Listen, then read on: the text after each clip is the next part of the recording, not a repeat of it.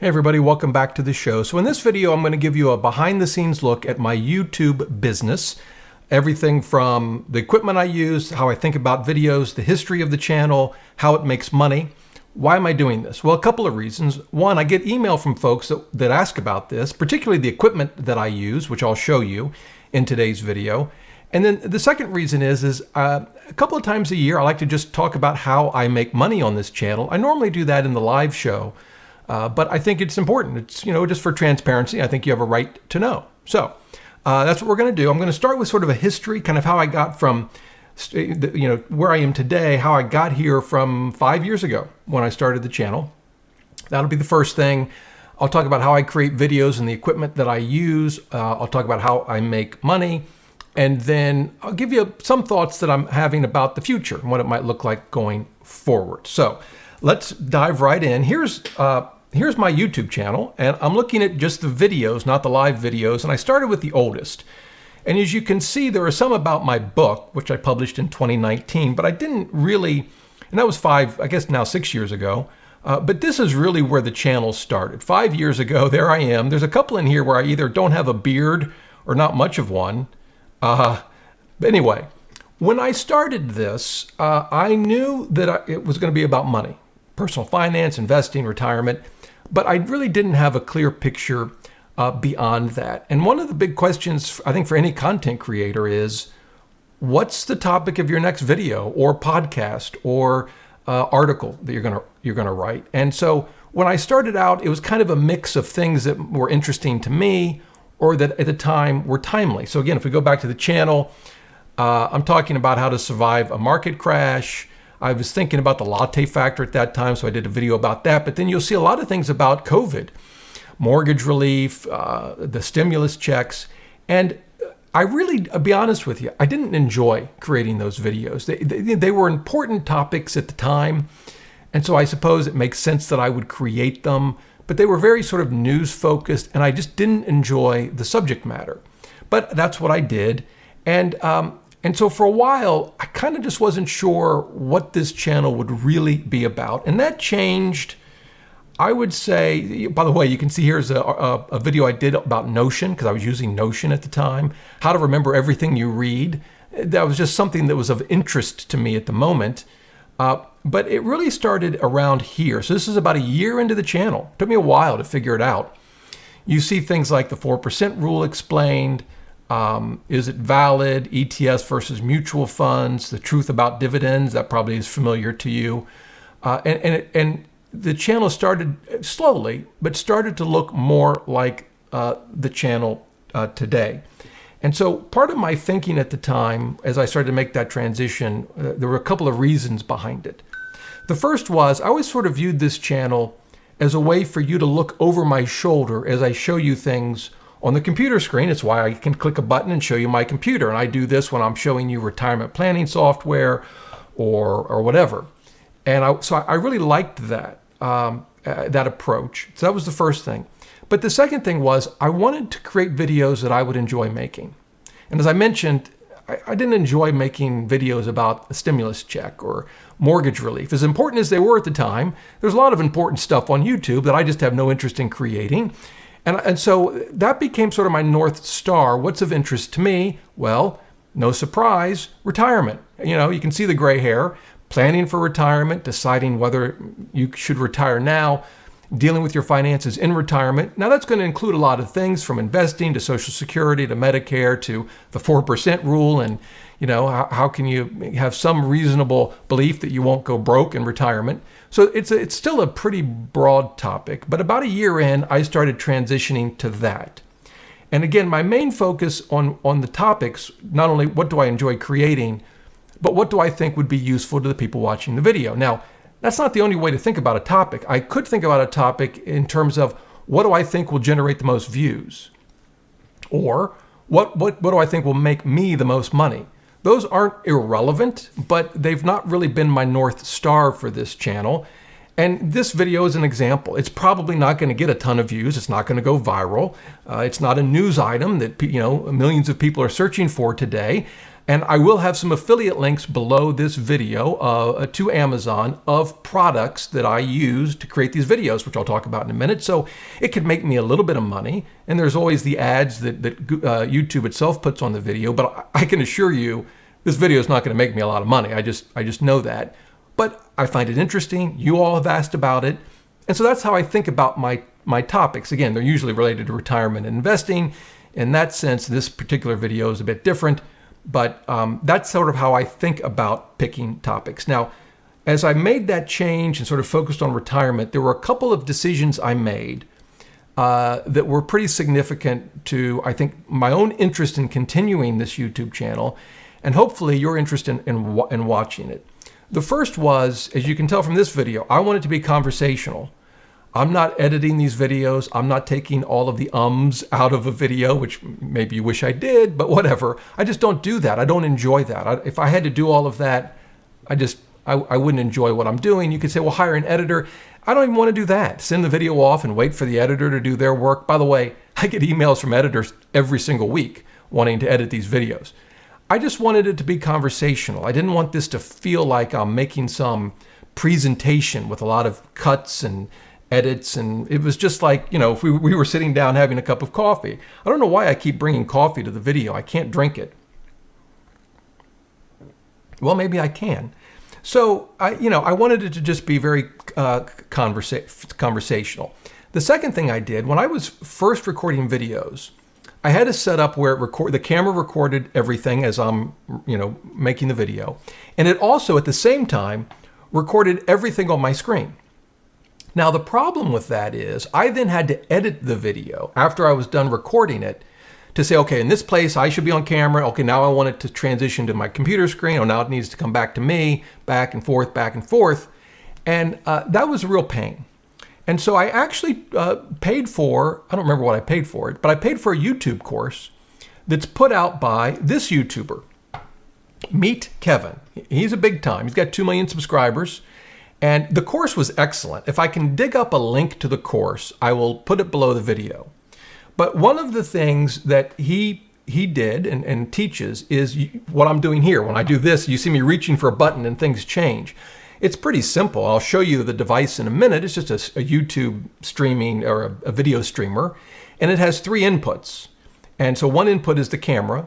And the other input, the second input is my computer. And there's a third one. And in fact, I've got it hooked up to my iPhone because I'm going to show you some things using the iPhone camera in a minute. And I can just push a button and it changes.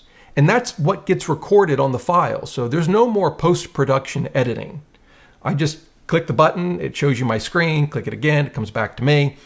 And so it's very, very simple. And that's really it. And I don't do outlines for the most part. I do have a card here that I'll look at a little bit because there were some things I wanted to make sure I talked about. I usually don't even have this. Actually, what I normally do is structure my videos around tabs on my screen. And you see there are more, and they're in a certain order because eventually I'm going to show you the camera that I use. And so I actually kind of use tabs in the browser as my outline. Now, I do have a teleprompter. Right now, I'm looking at it, and it's a screensaver. It's a kangaroo on a beach. I'm guessing Australia.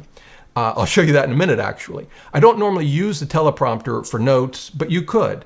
I have a teleprompter because when I'm interviewing someone, like I interviewed John Pitts from Plaid in the last video, I can move his video onto my teleprompter, and that way I'm looking at him. If he were over on this computer that I have to my right, which I'll show you in a minute, I would have to look over here to look at him. So I use a teleprompter so I can look at folks I'm talking to, not just for this YouTube channel, but if I'm on a Zoom call, same thing.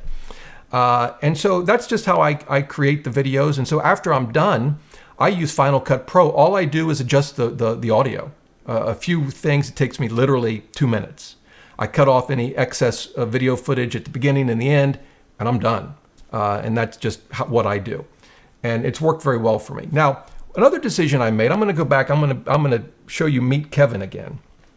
I don't really follow his channel anymore, but you'll notice he covers news, And you can see the worried face, Trump suing Jerome Powell. I don't even know what that's about. Shocking.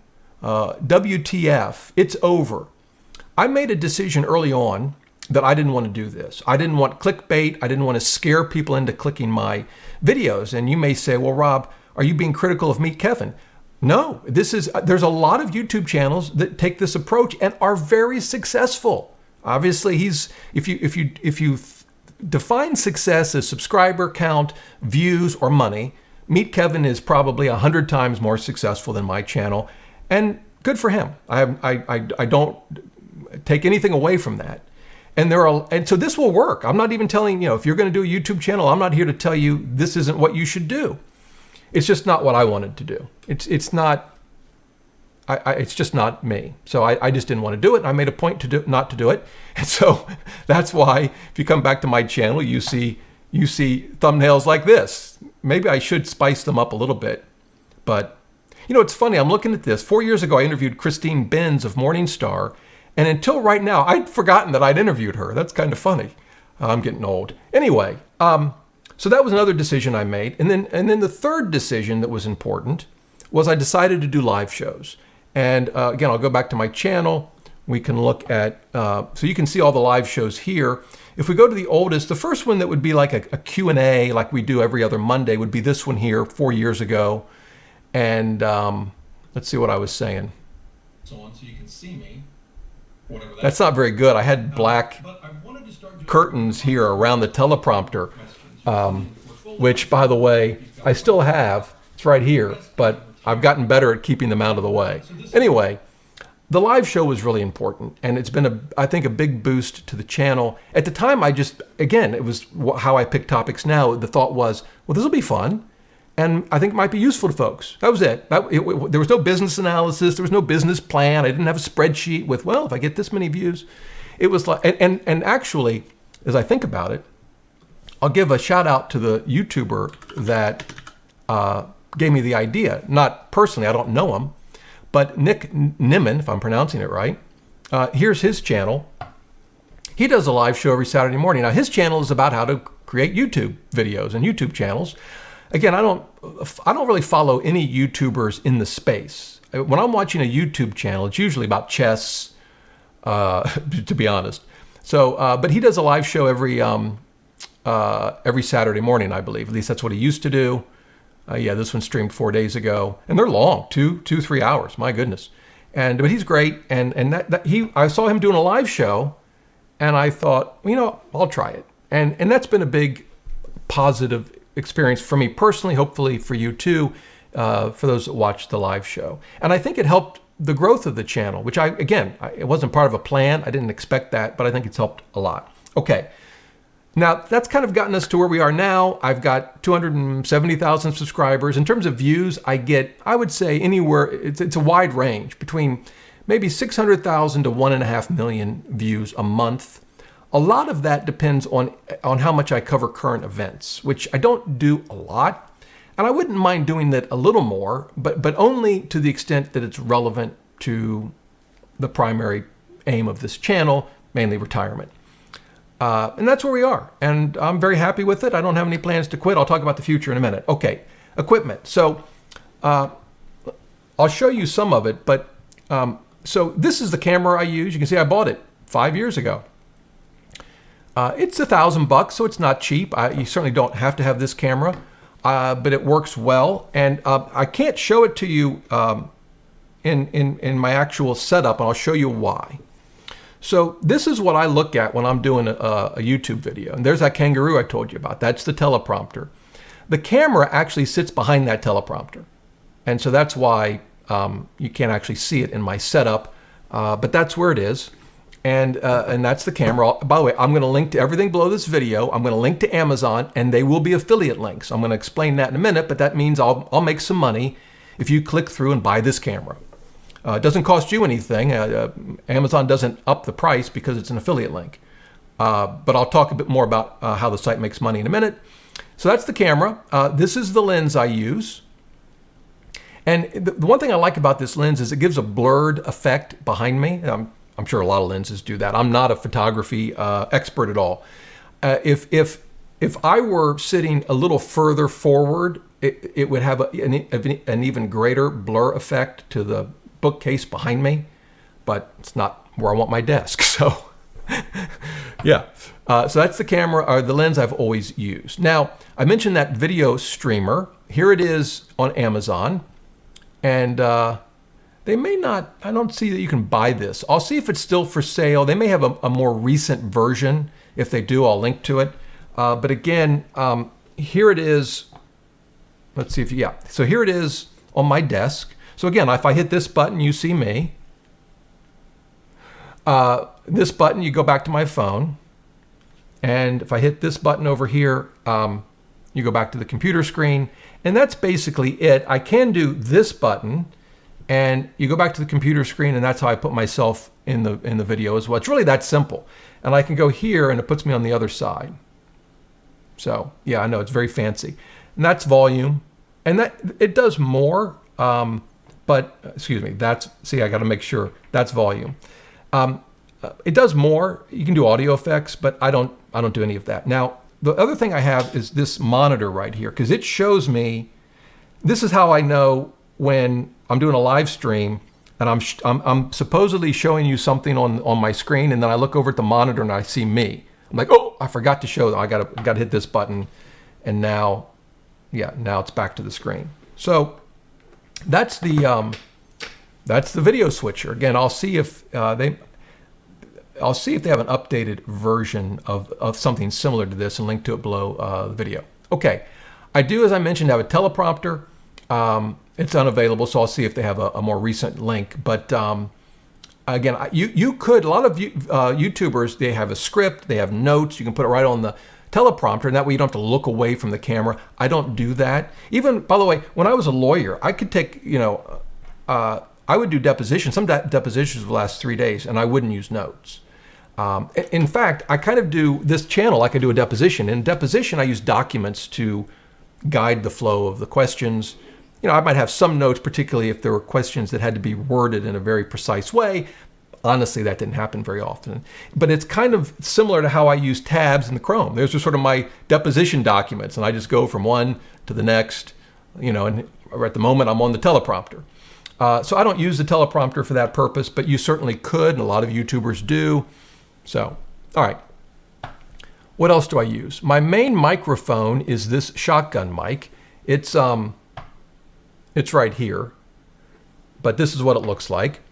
And it's not, I think it's a perfectly fine mic. I don't get complaints. I actually also have this mic, which I think is a better quality mic. And in fact, I can pull it down. Here it is. We can test it. Here we go. You ready? So I'm going to turn off my current mic. When I do that,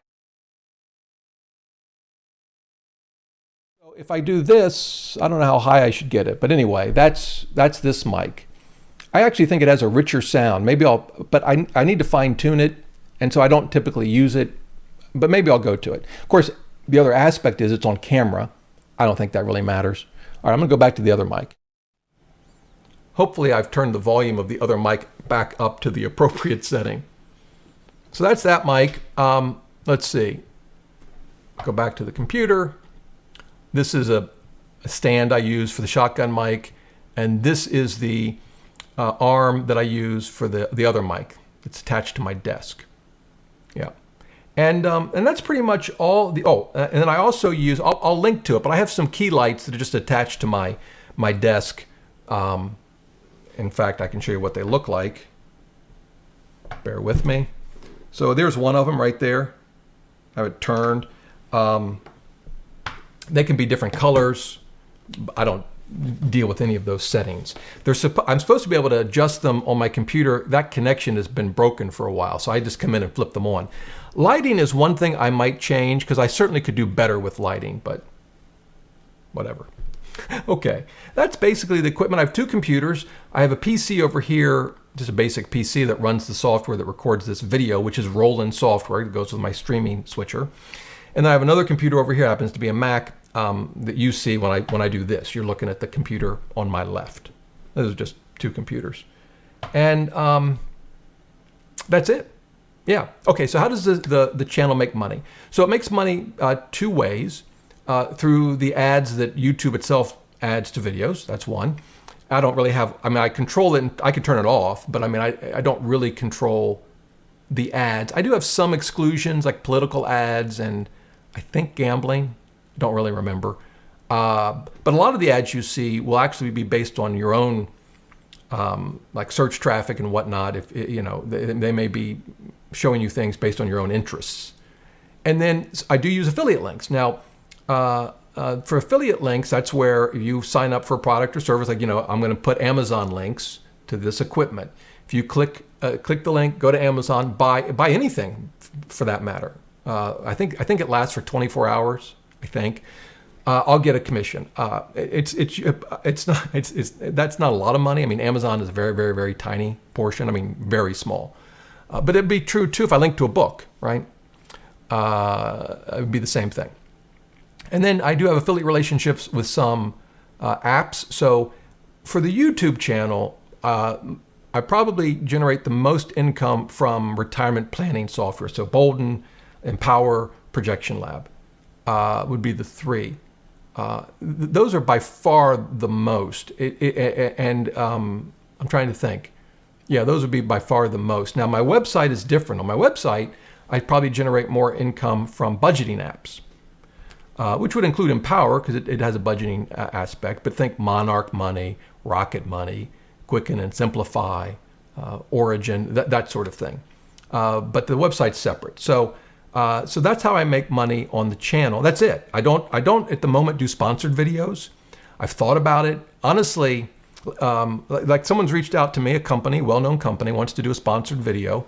And for a product that I think is a good product, a savings account product, but I don't know. I just haven't followed up. I just don't want to spend the time negotiating each deal. And I don't know.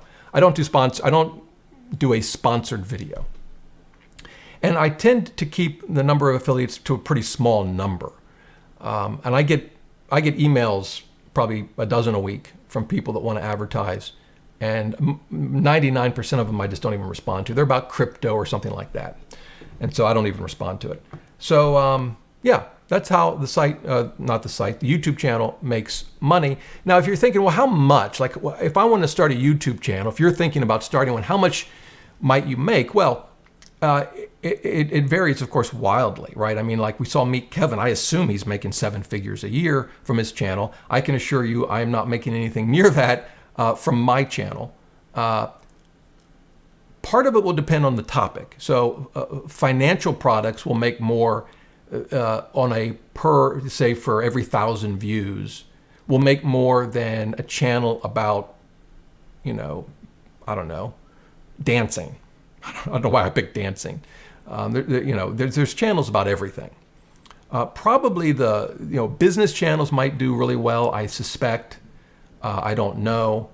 I would say for a finance channel, folks are probably making, I'll just say roughly somewhere between $500 and $1,500 from YouTube ads for every 100,000 views. That would be and that's a wide range, I know. That would be my best guess. Yeah, so if you've got a channel where you're getting several million views a month, you're probably making a lot of money. Like I said, my channel, I would say most of the time it's around 750,000 views a month. Of course, that's after 5 years of work, so you got to keep that in mind. So yeah, so that's the money, and then the future. So I think a lot of what I'm doing is not going to change. I don't have any plans to change the live Q&A every other Monday. I've done some interviews, as you know, and I'd like to do some more. I have plenty of topics that I want to cover. One thing that I think about that might change a little bit. So in a perfect world for this channel, in my mind, I wouldn't actually have any affiliate links below the video. And instead, I would have my own product. So for me, that would be like a course on how to invest, a course on how to walk through retirement planning, maybe a course on a specific product, like a user's guide, a field guide, if you will, to Boldin or Projection Lab or a budgeting app, maybe, I don't know, where for a reasonable amount of money, you'd get a series of videos that walked through how to use let's just say Boldin, for example. And also a place where those that are part of the course, we could all kind of congregate and have Q&As and chats about questions as they come up. That really appeals to me, but of course it's a lot of work. And at the moment, I'm not working on any particular course, but I am giving it a lot of thought. And so we'll see.